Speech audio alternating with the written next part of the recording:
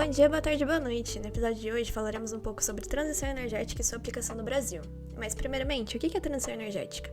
A transição energética se tornou um dos temas centrais do sistema internacional a partir da década de 90, quando a dependência dos combustíveis fósseis se mostrou preocupante em vista do esgotamento das jazidas de hidrocarbonetos e das dificuldades na garantia da segurança energética, indispensável à vida moderna.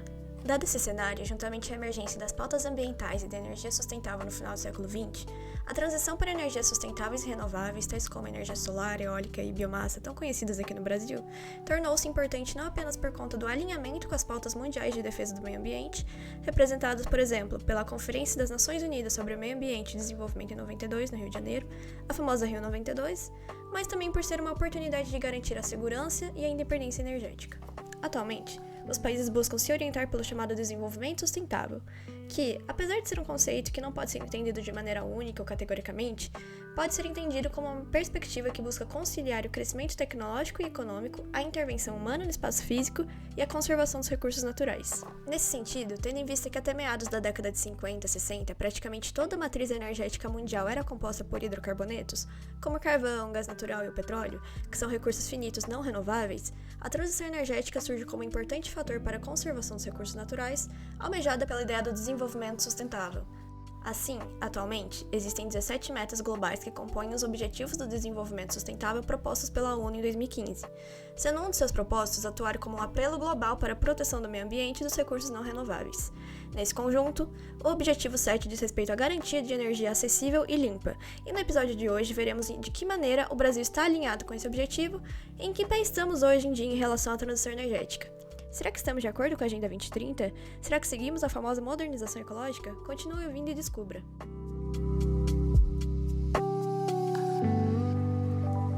A crescente demanda por energia é uma característica intrínseca da sociedade moderna, refletindo a busca constante por avanços tecnológicos e melhoria da qualidade de vida, o que historicamente está ligado à capacidade de dominar e utilizar fontes energéticas cada vez mais eficientes.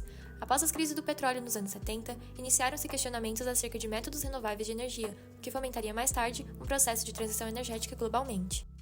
Em primeiro lugar, é importante salientar o impacto ambiental que as energias não renováveis provocam em todo o sistema ecológico. Casos como poluição atmosférica, contaminação do solo e da água e intensificação das mudanças climáticas graças à liberação de CO2 na atmosfera são apenas alguns dos diversos riscos gerados pela queima de combustíveis fósseis. Diante a tamanha proporção dos problemas causados por esse tipo de processo energético, fomentou-se a discussão acerca de novas práticas sustentáveis, que visam prevenir e tratar as modificações climáticas e ecossistêmicas. Em virtude disso, a transição energética surge como uma solução para reduzir as emissões de gases poluentes e, consequentemente, todos os impactos causados por elas.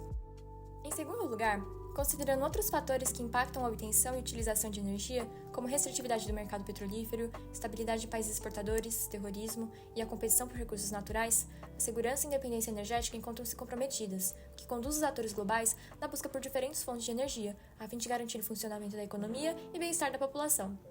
Logo, é possível compreender planos de ação como o REPowerEU, por exemplo, desenvolvido pela Comissão Europeia em 2022, o qual busca implementar uma produção energética mais sustentável em contraposição ao uso de combustíveis russos, uma resposta aos acontecimentos da guerra ucraniana. Tendo em vista que a Rússia é uma fonte fundamental de importação de gás natural, carvão e petróleo na União Europeia, investir em transição energética surge como uma saída para manter a autonomia e a atividade dessas nações. Diante essas duas dimensões que revelam a importância da transição energética no sistema mundo atual, é possível aferir tal processo como um modelo de modernização ecológica, um termo desenvolvido por Martin Janik e que se refere a um conceito de desenvolvimento econômico sustentável, voltado para uma perspectiva de ecologia industrial, não se limitando somente à visão ambiental e remediando a degradação causada pela industrialização. É possível perceber que os empenhos levantados nas últimas décadas em direção a fontes de energia limpa não se resumem somente aos impactos climáticos provocados pela emissão de gases poluentes, mas também pelo fato de que existe uma competição a nível mundial por recursos naturais escassos, os quais podem comprometer todo o sistema econômico de um país até as suas relações geopolíticas. Portanto, é indispensável a compreensão de que existe um interesse capitalista e desenvolvimentista por trás das empreitadas em busca de produções energéticas mais eficientes, o que nem sempre reflete um caráter ambientalista por trás desses empreendimentos. A seguir, vocês saberão mais sobre a Agenda de Transição Energética no âmbito nacional. Com mais de 80% de sua matriz elétrica composta por fontes renováveis, o Brasil tem se mostrado como uma referência global em energia limpa e um possível líder na transição energética. Nos últimos 10 anos, aumentou seus incentivos para a incorporação de energias renováveis, implementando políticas públicas como reduções tarifárias, convênios e investimentos estratégicos. Programas recentes do governo federal evidenciam o compromisso com a substituição de fontes não renováveis e com o objetivo global de enfrentamento da crise climática. Um exemplo é o Programa de Aceleração do Crescimento, lançado em 2023, que direciona um total de 540 bilhões para o eixo de transição e segurança energética. Além disso, em janeiro de 2024, o governo instituiu o Plano de Trabalho Conjunto para a Aceleração da Transição Energética, com os objetivos de ampliar a produção de energia baseada em biocombustíveis e fomentar pesquisas voltadas para o tema. O ministro de Minas e Energia, Alexandre Silveira, destacou durante o anúncio do projeto que a transição energética deve ser vista como um pilar da sustentabilidade, sendo essencial para um desenvolvimento que englobe questões atuais. Todas essas ações evidenciam o interesse nacional em se manter alinhado com a agenda internacional, que defende a redução da emissão de gases poluentes diante da inevitável piora das condições climáticas. Além disso, o país reconhece a oportunidade de se destacar em um tema que ganhará cada vez mais relevância global, usando de sua vantagem geográfica para alcançar sucesso na transição energética. Seu período como presidente temporário do G20 é o momento certo para mostrar seu potencial. Agora, iremos explorar um pouco melhor as políticas brasileiras voltadas para a transição energética.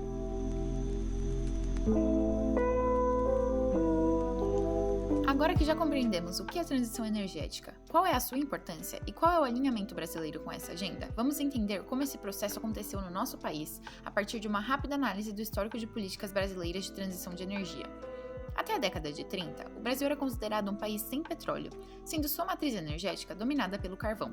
Nessa época, deu-se uma das primeiras iniciativas de transição de energia do país, com a instalação de usinas hidrelétricas.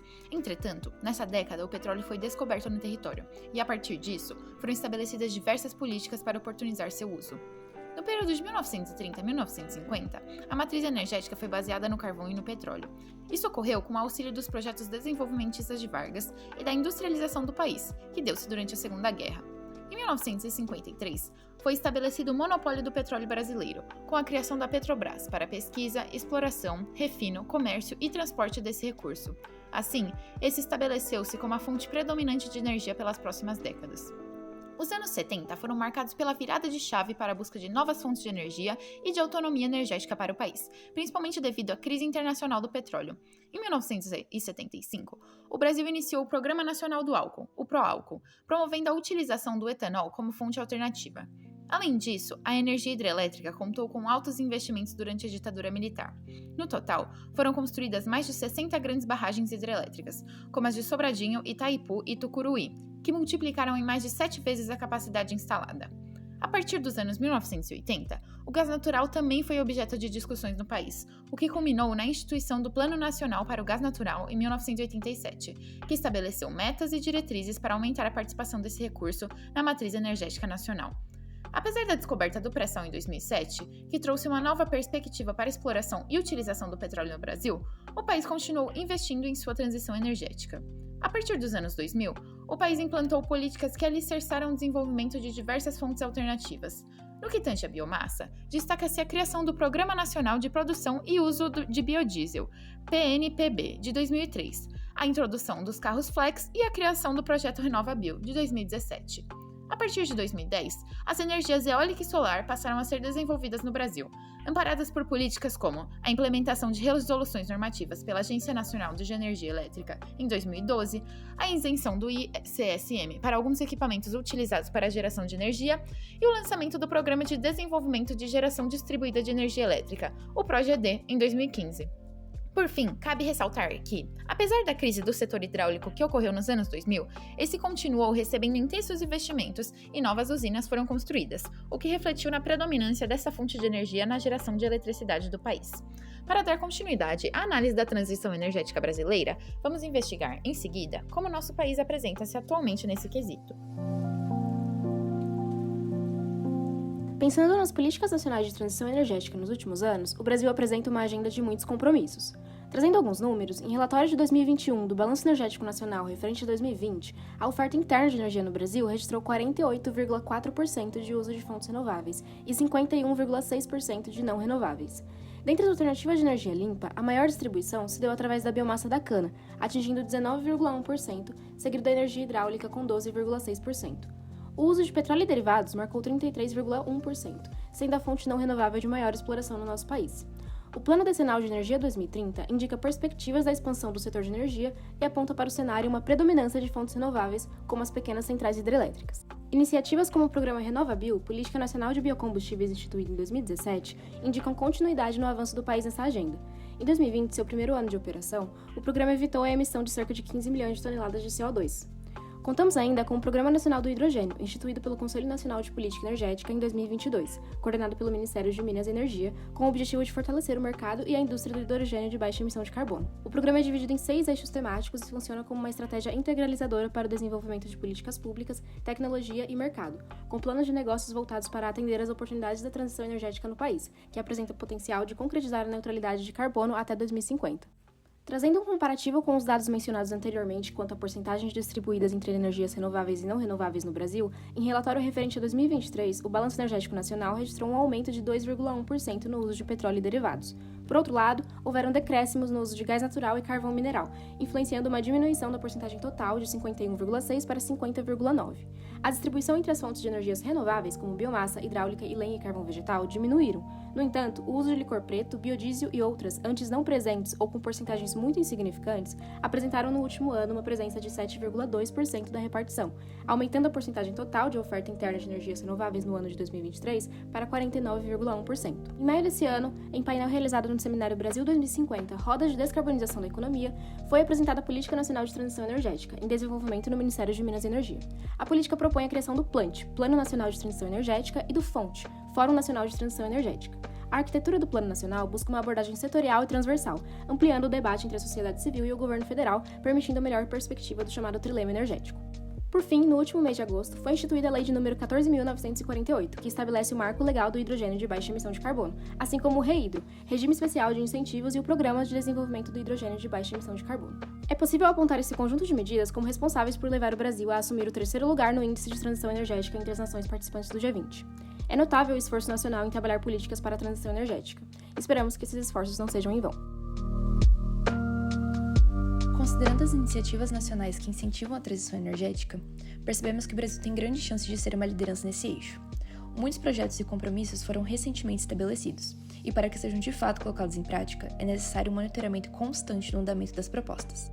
O debate sobre o uso de fontes renováveis compõe um cenário de maior reconhecimento dos impactos da ação humana no meio, dentro das atividades dos espaços público e privado e nas esferas nacional e internacional.